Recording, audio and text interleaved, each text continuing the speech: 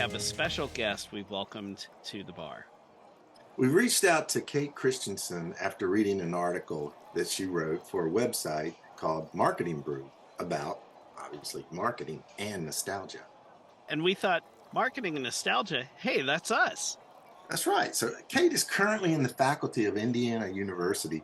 She's no slouch either. She's produced movies for Disney, TV shows for Sony, and is very aware of pop culture through both her background and ongoing research. So we talk about toys, we talk about food, childhood memories, among many, many topics. And of course, the movie Airplane comes up. Of course, it has to.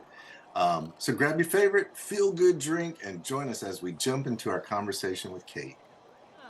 You make me so jealous. I'm like, I've been meaning to stock the office, but it is not stocked, and here I am, just one step behind. You had fair warning. You have no one to blame but yourself. Kind of like when this interview goes sideways or this conversation goes sideways again. You had fair warning and you have no one to blame but yourself. Well, no, it's because she has to blame herself because she did agree to it. So, yeah, it's all my fault somehow. Let's be fair. We'll cause it to go sideways, but it will be your fault. This will be the go-kart race of interviews. Okay. Uh-oh. I know I'm not going to win that one. I hope that doesn't mean we'll get thrown out again. Yeah, thrown out of our own bar. Our own bar, yeah. That's right. Anyway, so Kate, as we do gather in the bar, why don't you, so we reached out to you because you had an amazing article that caught our attention, and it was the crux of it was nostalgia marketing, which naturally piqued our interest since we're designers, we cover pop culture. So why don't you tell us a little bit about yourself and tell us how you landed on this idea of nostalgia marketing? That's a good question. I don't actually know, but I can come up with a story. Kind of like us. Yeah, just like everything we research. Yeah.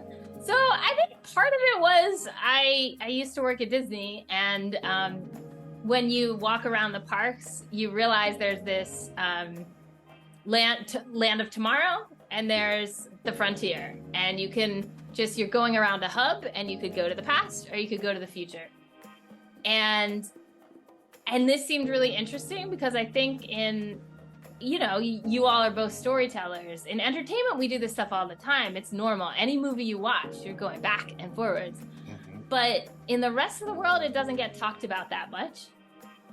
And it's a combination of that and my grandma having some teacups that I accidentally got rid of.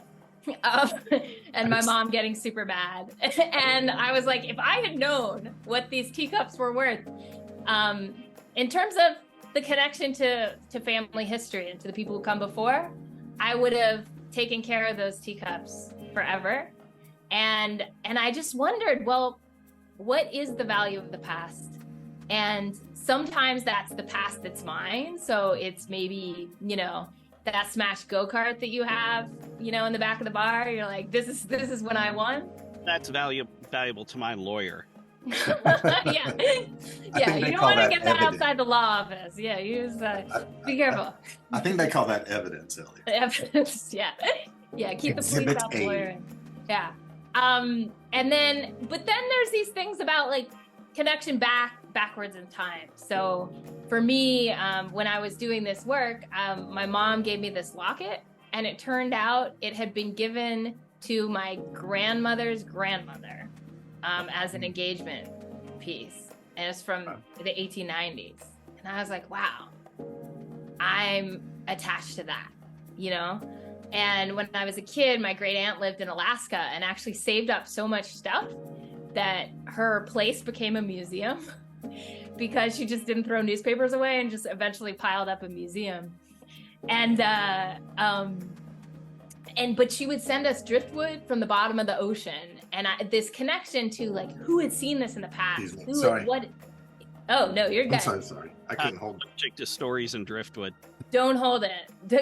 I'm terribly allergic to driftwood. As soon as you say it, you never know. But it was this polarized, petrified wood, right, from like thousands of years ago. And so you can think of this in, Barbie's coming out, right? this connection to the people who came before. People aren't buying Barbie because it's the hot new toy. They're buying it because their moms had it and their grandmothers had it. So it's not even a connection necessarily to their personal memories, although it might be for the parent buying it, but sort of going back in time. And you can think about that too in terms of, well, okay, we have so much stuff. This whole country, we keep, kind of like my great aunt, right? Just piling it up. Not everybody can make a personal museum. Nobody wants to come into that house, right? We all have people in our family where you're like, stop. So you have all this stuff. And one of the questions that we started out with was also, well, how do you help people get rid of things? And we asked this question because American houses are bigger than ever before. There are fewer people living in them than ever before. And yet, we're spending more on storage than ever before. So there's just, we're becoming owned by our possessions.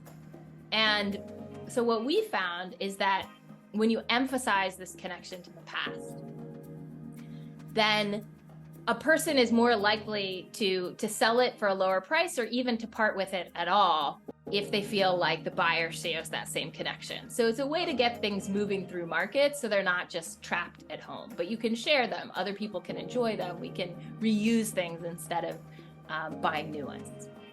So, Kate, I think the word nostalgia has kind of a built-in positive memory to it.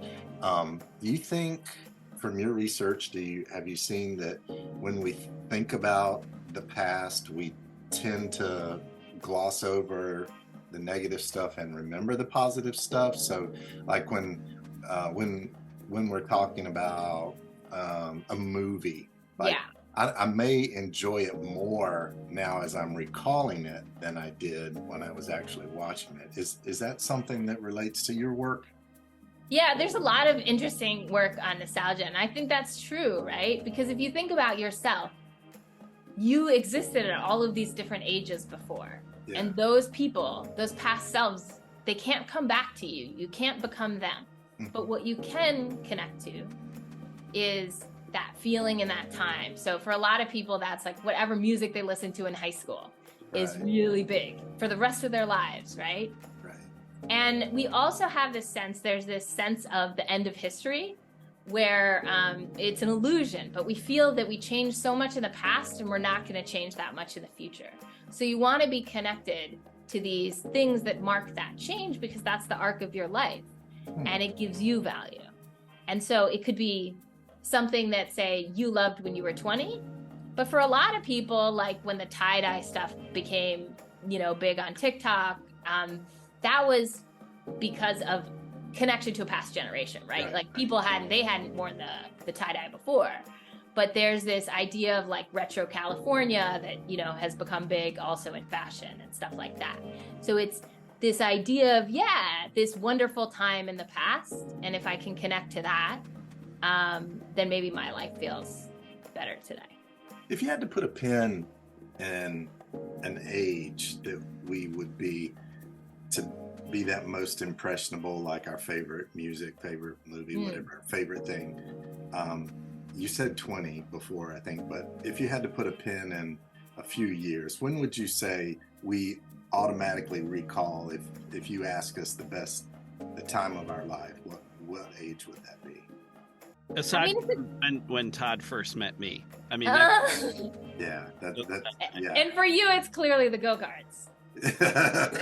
Oh, Kate, we've been thrown out of Outback Steakhouse. And other places we've been through lots of adventures together. Yeah, we weren't able to get up enough speed in the Outback Steakhouse. Yeah, they caught up to us there. Yeah. Yeah. I mean, I don't know. It's a great question. I think it depends kind of on what your life was, right? So yeah. If there's that Bruce Springsteen song, right, about glory days. Yeah. So about that baseball pitcher. And so if that's you and say you were, an athlete or a homecoming queen or whatever, that may be it. We all peak at different points. For some people, maybe it's college. For some people, it's when they first got married or had, a kid. Yeah. Or, when they traveled somewhere. and they first felt, I think it's the beginning of feeling like a whole person that feels like it's connected to who you wanted to be as a little one. Yeah. And it's seen by others. You feel seen and you feel like your best self. So yeah, I think often that's sort of like 15 to 25 probably. Yeah, and that's the time when I think we are attuned to pop culture stuff that's happening, in our world. So that stirs up those nostalgic memories for us, particularly Ellie and me. I mean, you've heard our podcast. We can go on and on about those things. Yeah. No, I mean, it's a great point because later, everybody's in high school together and you're forced to be with all of these different people. So you're really connected in a way that you probably never will be again. Yeah, you're with your cohort. Like everybody's the same. Yeah. Piggybacking on something Todd just mentioned, how does nostalgia figure into this bigger idea of pop culture? So we've talked about, generations, like you talked about tie-dye, for example, and like rediscovering something from the past. We've talked about, 15 to 25 roughly is when you discover things. And, when you think about, you go to like a party and everybody plays a certain, it's not really a mixtape anymore, right? But a certain group of songs that everybody goes crazy, or a certain movie comes on. And if you are with a certain group of people, you might have some people that are like, oh, I remember this movie was my first date when I saw this movie. And other people might say, oh, I remember seeing this movie with my dad. This is one of the funniest movies. And other people might be like, I've never even seen this movie. So is there a scenario where an object or a moment or, a song or a movie or a TV show or whatever it is it also the environment? Is it also the people you're with? Is the memory auditory and visual and also, I guess, environmental, for lack of a better word? Yeah, it's a good question. It sort of makes you think of like smell-o-vision that they used to have in theaters. Yeah. And in some ways, they also do this for people, coming back from war, right? As a way of processing what happened, like having the smells come out. So yeah, I mean, and people have that feeling with flowers, right? Like you can find a scent that takes you back very directly. So in some cases, yeah, the environment could be extremely strong. And I think you can see that certainly with perfumes, right? Where that'll connect people across generations because that scent is connected with the brand, which is connected with the story, which is connected with becoming beautiful and all of these kinds of things, which is connected with going out and love and all of these connections. But yeah, I mean, pop culture is sort of this, this attempt to reach so many people in so many different ways as simply as possible. And so that's nearly impossible to do. And it's easier to do if there's, these connections like you're talking about, like, okay, does it connect to, for a Disney, for example, you have the mouse ears, but when I was there, they were putting the R2-D2 ears on the kids, just like the mouse ears. So that's connected totally to an environment because these are families used to putting on R2-D2 mouse ears, right? Which are kind of feminized. Disney is a pretty feminine brand. So they want to use that motion that people are familiar with to sell something else and expand the brand to boys. And so, so that's the context, and it's this place of giving. When you're at the parks, it's often parents giving to children. So then it takes them back to what their parents gave to them, to maybe what their grandparents experienced. And so for a brand, that's really it, right? Because if you can create some kind of memory that hits people in all these different ways, like for some people, Mickey is, say, ears. For some people, it's the beginnings of animation. For some people, it's just coming to a theme park where people are friendly. It's all these kinds of things.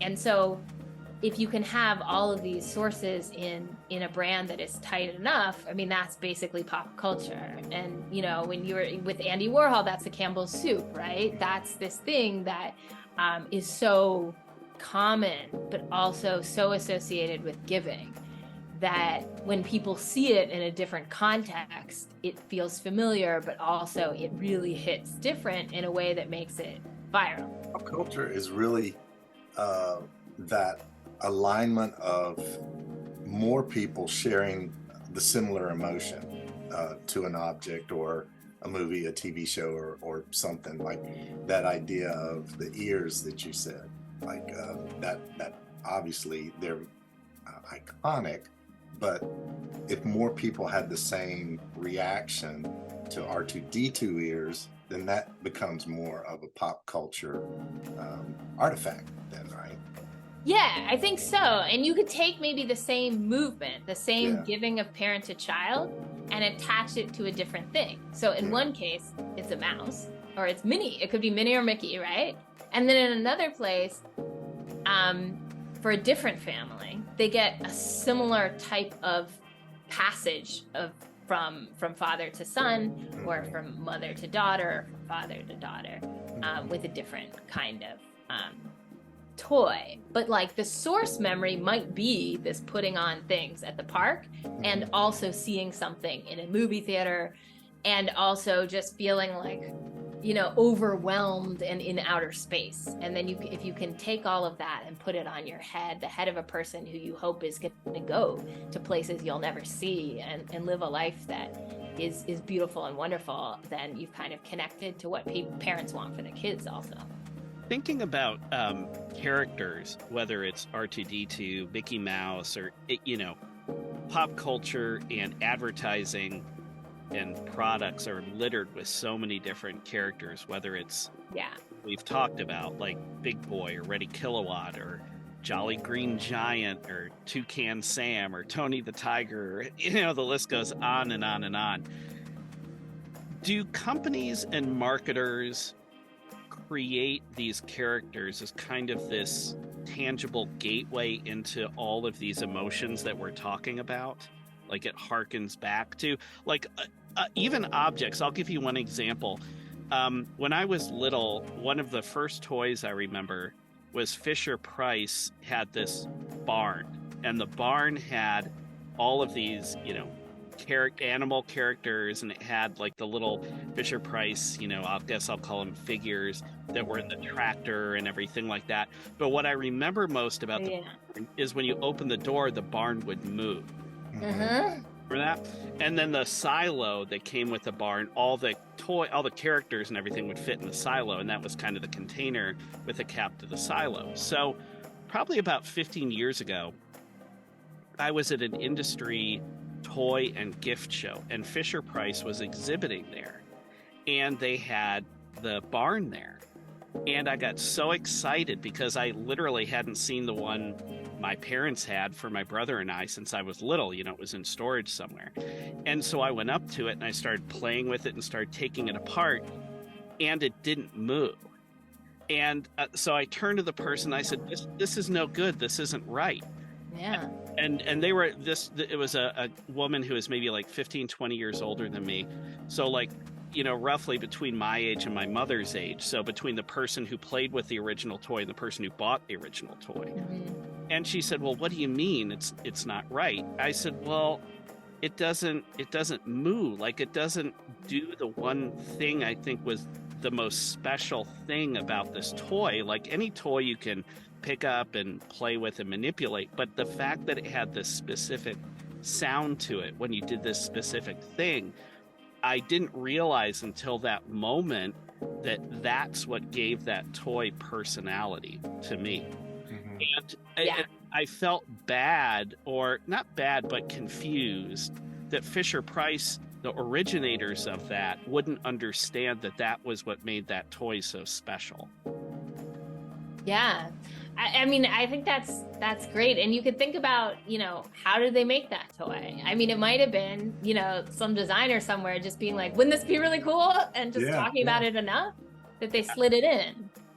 But, you know, how companies work over time is, you know, if the market isn't growing, the way you make money is by shrinking the product. And so you think, well, that's kind of expensive. Like, do we really need that? Or maybe, to some people it's annoying. The kid's doing this all the time, And I think that is what defines a killer brand experience, is that you don't really know why it works. You only know that when one piece that you needed is subtracted, it's no longer there. So there's probably other pieces that you needed too. So it's not just the mooing, but the mooing was really sold it for you. There isn't that much work on sound. There's a lot on touch, some great work by Joanne Peck and Suzanne Shu, but I think sound it's would be great to study more. I'm super interested in it, and I think it's a great point to bring up, that this sound that, I don't know if you grew up on a farm, but I'm guessing probably not, right? But accuse me of asking if I was born in a barn. I hope so. Years I thought it was born in a bar, and I said, yeah. He just acts Dropping like a in and jackass. He wasn't raised near them. Yeah. What about another thing I was thinking of, and I was actually having a conversation with a friend of mine about this last week. Not Todd. I turns out I have two friends. So the other one, and we were talking about pizza, because you generally get introduced to pizza when you're a little kid. Yeah. And I was talking about how I stumbled on, I won't name any brands, but a lot of times my family will get national chain pizza, and I've always thought, it's okay, but it's always missing something. And then we tried another chain. It's I don't know if it's national. It's certainly in the eastern half of the U.S. And I was like, this is it. The sauce tastes almost exactly like what I have in my brain, being from the local pizza place when I was growing up, where my parents still live. Literally, them now outside of Cleveland, my mom will just say, well, I imagine you want pizza for dinner. And this has been true for 40 whatever years. And what was interesting, though, is so I looked up where this company is headquartered, because I was thinking, they've got to be in the Midwest somewhere, in the North somewhere. And it turns out they were in Toledo. And I was like, that, I think, is why I like this sauce so much, because it's a couple hours away, whatever, from Cleveland. It had a regional flavor. Yeah. More regional.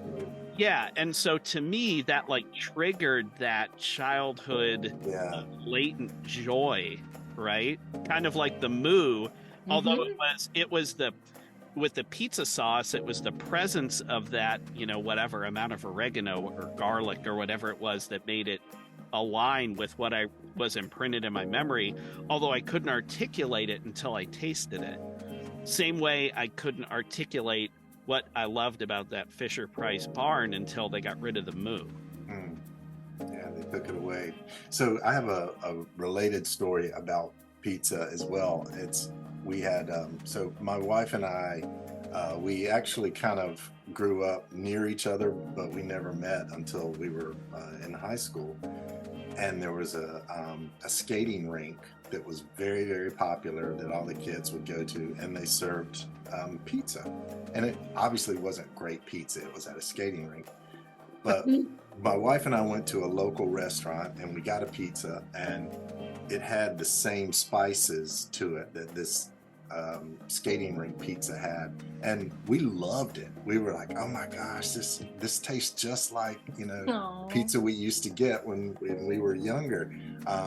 And although she and I were never there at the same time that we know of, it was one of those cohesive memories that brought us closer together. But isn't that funny?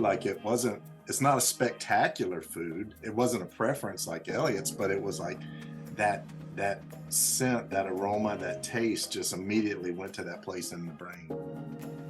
Yeah, I remember the skating rink pizza. That's some good pizza. It worked. Todd, how come you and I have never gone on a date together to the skating rink? Well, we'd probably get thrown out, but we should try that. I think we totally should try that. We should totally do that if we can find a skating rink. You've got to go. There's still some. You should definitely do it. Yeah. We should. You can do a future remote podcast from the skating rink. That's right. That's right. Broadcasting live. That's right. Kate, I have a question for you. Elliot asked this question to me on a previous episode, and it relates to nostalgia. Probably not all of your work, but I would love your opinion on what movie, if you're flipping the channels, you stop and watch no matter what, no matter when. It's your guilty pleasure movie that you are just clicking through, and you don't have to say Airplane because it's Elliot and my favorite movie, but you can say that too. So is there such a film that would do that for you? I mean, off the top of my head, it's probably When Harry Met Sally. Oh yeah. Okay. Yeah. They're just so cute, and it's just this fun trip, and she's feisty and he's hilarious, and you also have Princess Leia in there. It's a good time. Yeah. Good. That's a good one. Can you happen to guess what Elliot's was? Wait, it's not Airplane? No, he actually, we decided that was too easy, so he gave. And also, if you notice, like the bar, there's an Airplane poster, and where Todd's sitting, Airplane is on the television. Yeah. Oh. And there's a tarantula poster here, which we talked about. Back of the 50-foot wall. That's not. Yeah, you're very matching. Well, we're in the same bar. We're in the same. We're just facing different directions, but it's So Elliot's. Oh, we should tell. We should not go too far off topic, but Todd, many moons ago, I got my wisdom teeth out. Oh, no. Todd, all too eagerly, in hindsight, from my perspective, volunteered to drive me home from my appointment. I had a Polaroid camera. Oh, that's the worst. Yeah. Among the shenanigans, I remembered in my drugged up state, I remembered that Todd had Airplane on beta. Yeah. And he had in a hall closet a beta tape player with. Did you have any other movies on beta, or was it? I did, but it was, that because Elliot was like, "Oh, the Airplane! Oh, the Airplane! Oh, the Airplane!" Yeah, Todd was like, "Is there I any?" was like, "Okay." I wanted the Airplane. We'll get out the Betamax and put on Airplane. But tell the memory you have of that with the dust square. Oh yeah, so it's on the shelf in this top shelf in the hall closet, and he pulls it out, and it's this little unit, gray. It turns out it was extra gray. He removes the remote control from this thing, and there is this bare patch, this like plastic patch, and everything else was covered in this gray dust fuzz. Yeah, it was like pool table felt. But we watched it. Yeah, it still worked. So, okay. So that's a high-res version. Yeah, Betamax is a higher quality. Beta is a solid. That's for some like outputs of old school edits. That's good quality. So I found that, and maybe it was the drugs, maybe it was the quality of footage, but I found Airplane to be twice as funny that day. It was. But tell Kate your guilty pleasure movie that you told me. Oh, my guilty pleasure movie is Big Trouble in Little China. Oh.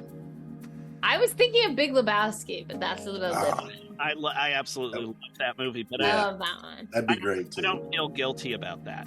There's so many. It's true. It's so good. Yeah. I have come home and I've just been by myself watching it, and there'll be tears pouring down my face. I'm laughing so hard, and my wife will ask, she's like, "What is going on? What are you doing?" And I'll just say, "I'm watching The Big Lebowski," and she'll just shake her head and walk in the other room.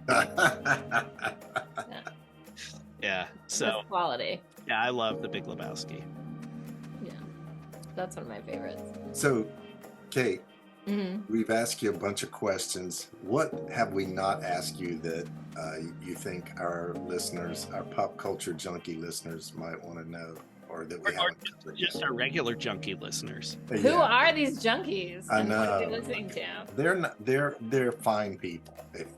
There are three of them, and they listen to us. They're very observant. Yeah. Okay, that's good. What else should I talk about? I don't know. I could talk about the Barbie movie since it just came out. I don't know if they're interested in that. What? Have you seen it? Yeah. I haven't seen it yet. We're going this week. I haven't seen it. My wife's seen it. I have not seen it. Are you gonna? Did you do the Barbieheimer thing? It's 3 hours. So we've been trying, but also then we want to see the IMAX. And so then we're like, we have to drive for an hour to get to the IMAX, plus 3 hours, plus an hour back. Oh, okay. So it's been hard, but we've been planning on it. Yes, but yeah, that is the plan. Okay. Yeah. Well, no, I mean, just because it's this doll from forever ago that was originally created in Germany by somebody else, basically taken by somebody in the US, and a doll that would, it would have a scale that would say, like, if you want to go on a diet, like, don't eat, and this doll that was in human proportions. How that doll from the 50s, which had like potential lawsuit, international copyright violations, how that became the biggest movie in America this year, that's pretty crazy to me. And that's almost 70 years in the making. So you think about how old that doll is. I mean, that's several generations. That's like grandparents' doll. Or great-grandparents even. What was it? Bund Lily or whatever it was called in Germany? Oh, yeah. Burned Lily or something. Yeah, I'm going to butcher the name. Something Lily for sure. The co-founder of Mattel, it was a couple who founded Mattel, and it was a woman who found it in Germany on a trip, right? And brought it back, and then she named it Barbie because her daughter was named Barbara. And was playing with the doll and like making it talk and do these things, and she was like, I should just make this a thing. Yeah. And so when we talk about like what is it that hits, it's like, well, it's this girl wanting to look like the ideal woman, partly. It's the mom saying, oh, I feel like if this sold somewhere else, this could sell here. Kind of the classic bathing beauty look, that's going backwards in time. But today, I mean, they've made a lot of moves in terms of diversity and a lot of talk about, there's a lot of political stuff. But at some level, this is not something that's new, that's made to connect with the culture today. This is a company that in 2015 was having trouble and wasn't able to sell their toys. They're starting to go down. And then they completely shift everything. They're no longer selling toys, they're now selling IP, and they're basically selling stories. And so it's this, how do I become a person, is sort of the story of Barbie now. How does this classic American archetype, who, you could kind of see Pamela Anderson, Baywatch is coming out of Barbie. And then today, like the first female director who's been, as successful commercially as basically any directors ever. So you have this passage. In some ways, it's not that different than Star Wars, right? Like this passage from mother to daughter, and this change maybe in what people want to look at, like, or who they think we are. But really, it's this connection to the past that is what's selling it. And in 2015, what the brand said is that this is embarrassing to give this doll to people. Moms weren't giving it at parties. They weren't bringing the doll, and so they've had this big flip. Now, Do you think? I haven't seen the movie, but just seen the trailers. But it seems to me that they struck the right tone with this movie, and that there's everyone is saying we're in on this joke. Hold your criticism that this doll lives in a perfect world and has a perfect everything. You can hold that because we're all in this. That's part of the joke, right? So I think they hit Greta Gerwig hit the right tone with that. I mean, clearly, yeah, it's been amazing. So if you think of that in terms of Campbell's soup, right? Like this is something that was super basic. People are not like, I'm not like coming to my friend's house rolling up with some Campbell's soups. You know, that's not what you're doing. But yet you spin it enough and suddenly it looks really iconic. It is iconic, but you didn't realize it. To you, it was boring. You flip it enough. And, you know, for Andy Warhol, that's putting it in a museum, changing what it looks like, you know, doing all these kinds of artistic techniques on it and shifting completely, to your point earlier, the environment and the cues and all these kinds of things that we associate with value.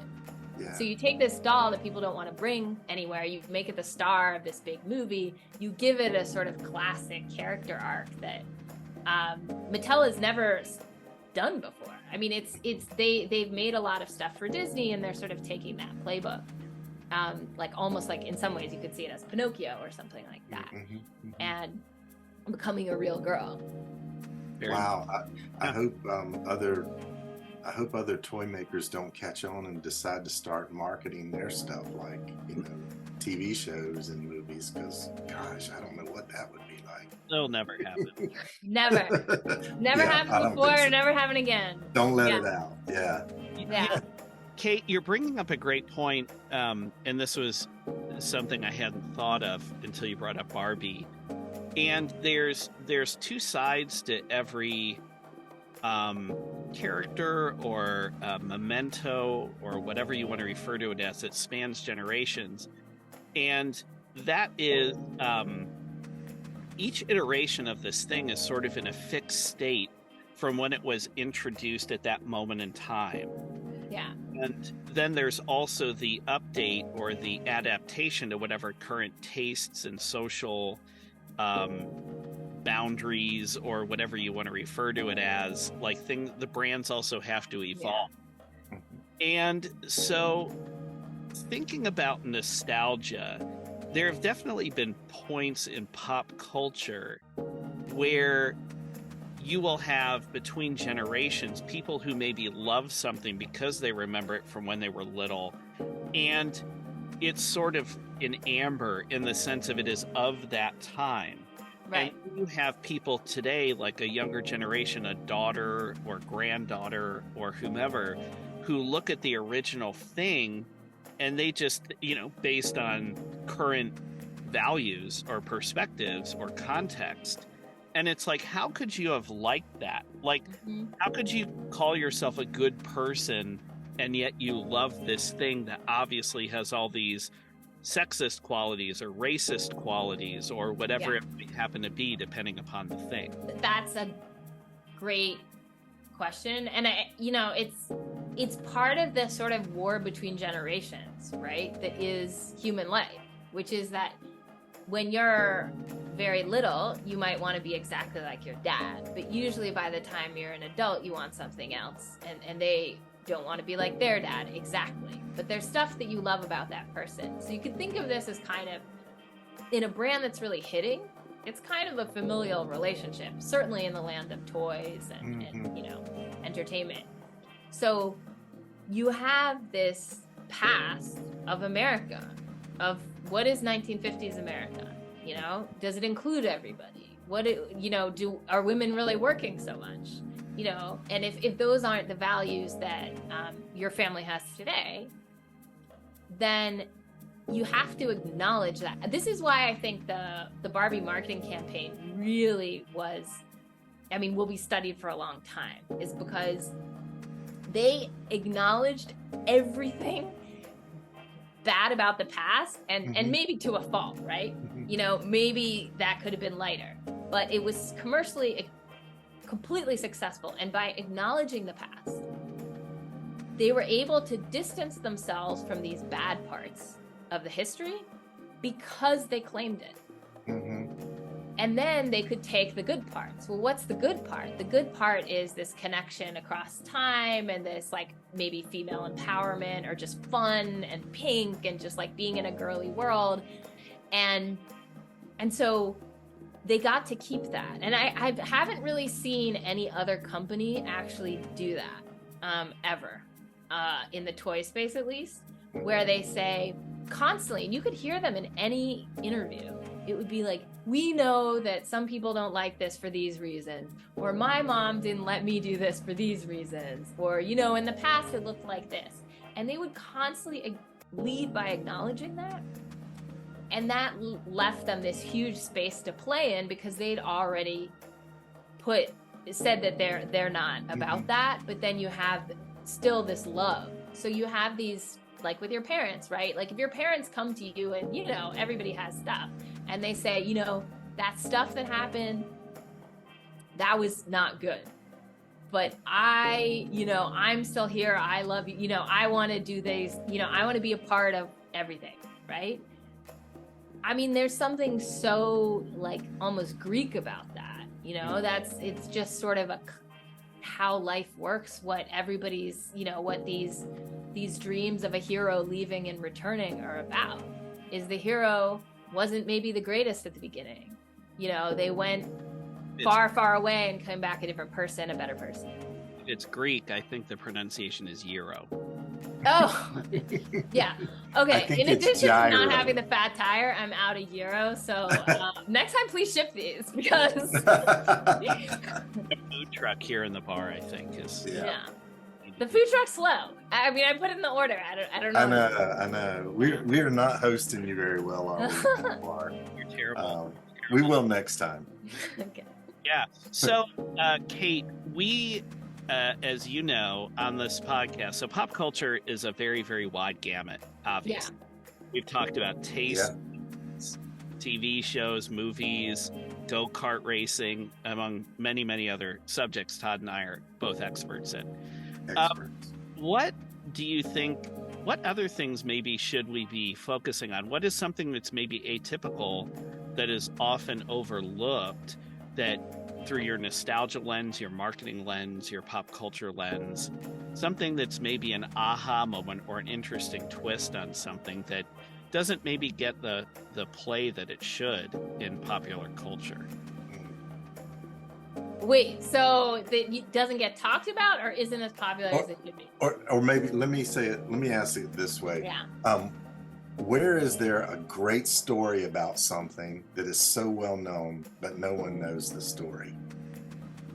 Oh, see, this is why you run the podcast and I don't, because you can come up with these things.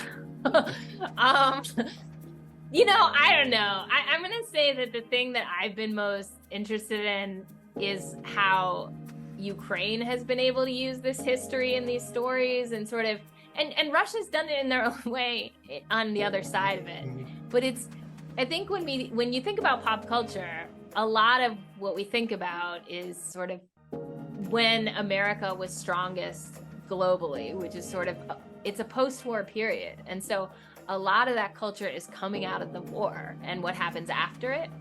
And so to me, it's interesting to look at, you know, Ukraine's been all over the map. They've been at, you know, Cannes Lion. They've had all these ad agencies working for them. They've been in Vanity Fair. They've been doing all of these things to become, to some extent, iconic, partly because they need money to defend their country. And Russia, on the other hand, is worried about losing support. So they've also created this sort of, it's a little bit more of it feels a little bit more socialist kind of thing, where a lot of drills and stuff like that. But you can see that and all of the objects associated with that having sort of lifelong resonance for those kids. And that's more of a state-driven version of it. We kind of think of, in our country, I think mostly pop culture comes from companies and artists. Right. But not always, right? Things that you buy. Yeah. Yeah, things that you buy. Yeah. Well, yeah, and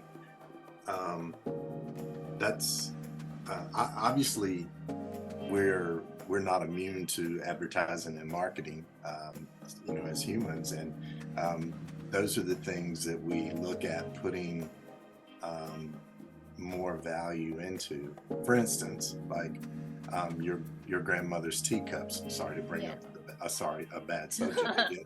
But if they had a price tag on them that was like, these are $25,000 teacups, you would be like, oh, like I won't throw these away. For sure. But it's because it had no value when you found it.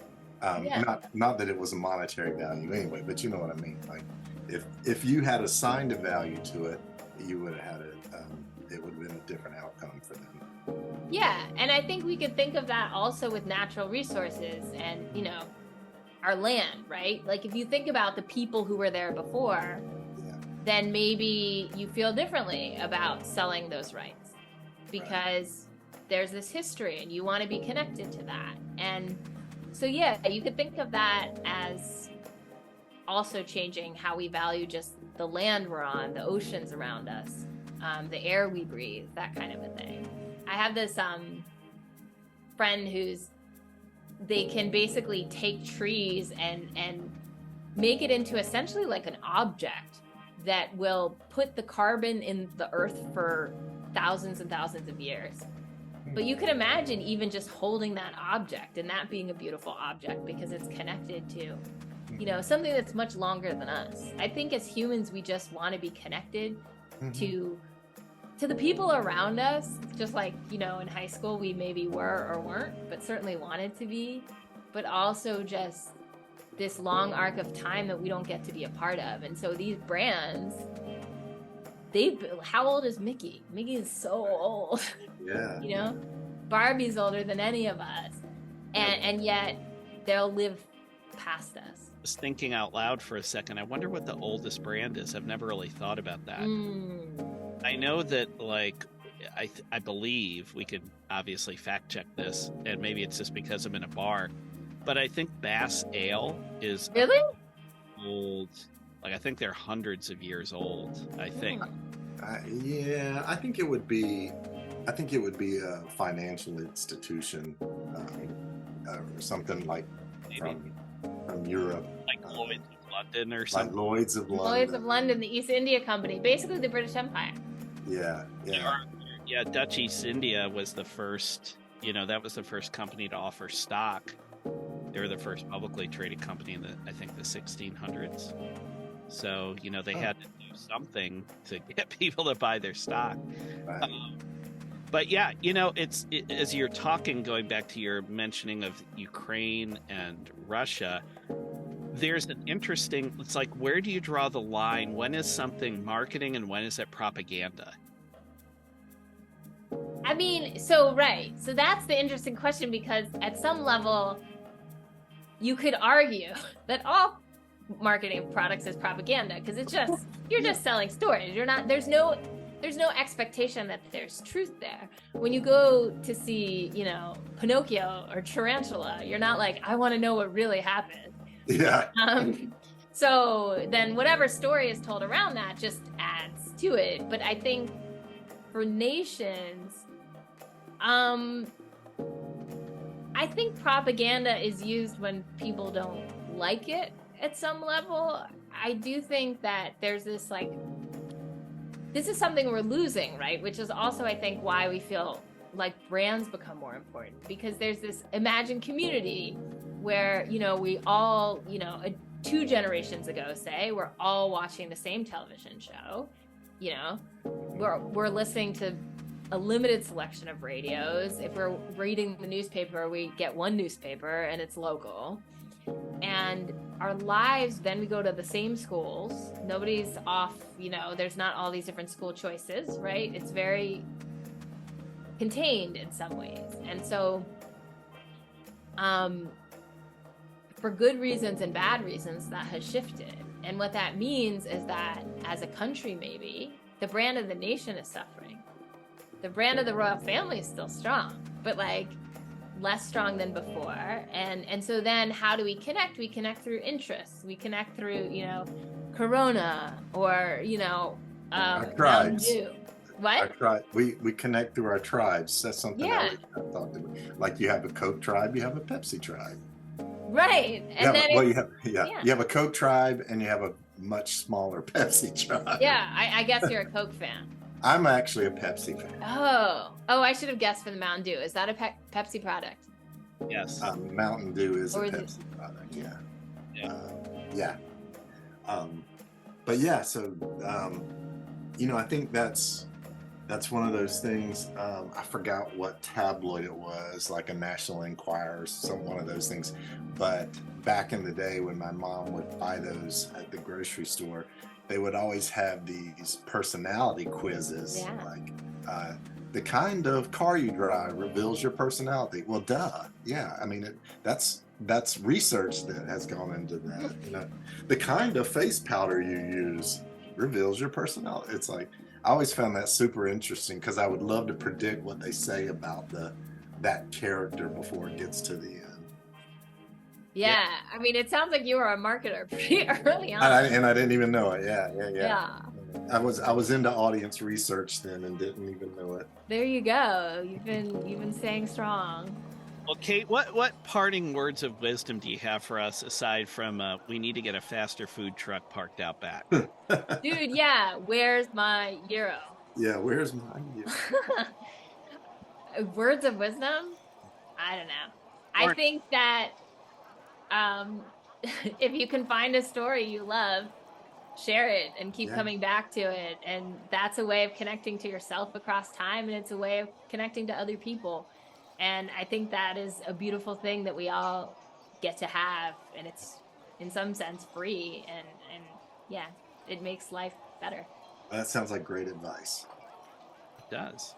We'll find something we like, Elliot, and then we'll start talking about it. Wait, have you forgotten about your roller date already? Oh, that's right, the roller date. I'm gonna need a FaceTime. Yeah, you will. Well, when you're coming to visit in Chapel Hill, we'll do a double roller date. Okay. Couple skate, reverse skate. Yeah. Shoot the duck. There's going to be so many opportunities. Limbo, the hokey pokey. Oh, the hokey pokey, yeah. I heard the hokey pokey. I have the hokey pokey song on my playlist, and I started at the very end of my iTunes, and I'm going to play them all the way straight through. So it's just been playing continuously. Aww. And I heard the hokey pokey, and I thought about the skate ring. Man, and I want you and your wife to have some more of that pizza. That's right. Live life. The party, we're going to do a podcast pizza party at the roller rink. At the roller I'm there. rink. Absolutely. Yeah. All right. Thank you so much, Kate. Thank you so much. Appreciate all of your time. This was so enjoyable. I really enjoyed it. Thanks, Todd and Elliot. Appreciate you. All right. Bye.